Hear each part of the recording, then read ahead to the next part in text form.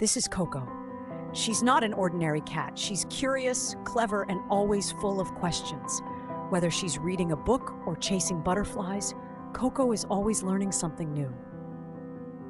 One bright and breezy morning, Coco sat in the garden reading her favorite book about nature.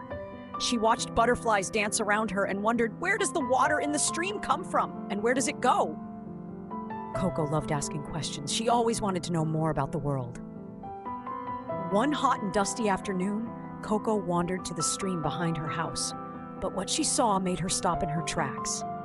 The stream was completely dry, the ground was cracked, the sun was blazing, and the plants around her were wilting from the heat. Coco's eyes widened.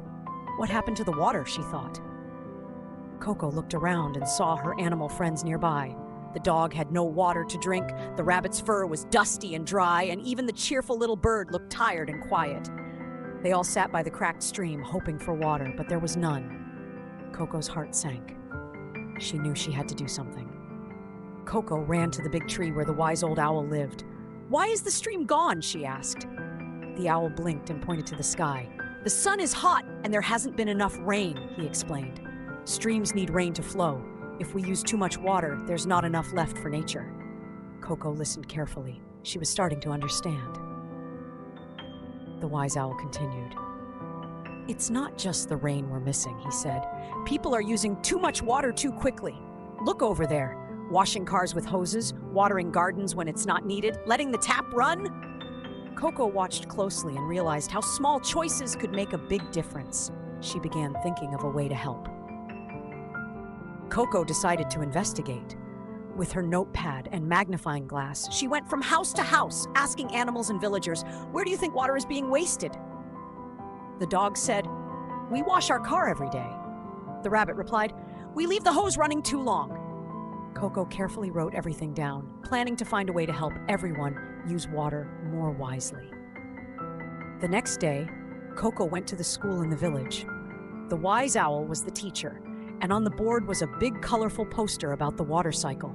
Coco sat right at the front, raising her paw to ask, "How can we protect the water we already have?" Around the room, other animals listened closely as the owl pointed to posters that read, "Save water," "Turn off the tap," and "Reuse water." Coco was learning fast and getting ready to take action. Back at school, Coco and her friends got straight to work. They grabbed colored pencils, markers, glue, and scissors to make a giant poster that read, "Water Wise Day." The classroom buzzed with energy as animals shared ideas and helped each other. "We can reuse bath water to clean floors," said the squirrel, "and collect rainwater for plants," added the bird. Their poster was full of bright pictures showing how to save and recycle water at home. Everyone was excited to share what they'd learned with the village. Coco and her friends took their message to the heart of the village. They hung bright, colorful signs that said, "Collect rainwater, use a bucket, fix leaks, and take shorter showers." Each sign had pictures to help everyone understand how simple changes could save water. The animals worked as a team, hammering, drawing, and smiling. The village square was full of posters and hope. Soon, the whole village joined in. Some animals used watering cans instead of hoses. Others collected rainwater in barrels. Leaky taps were quickly fixed, and trees were planted to help the soil hold water.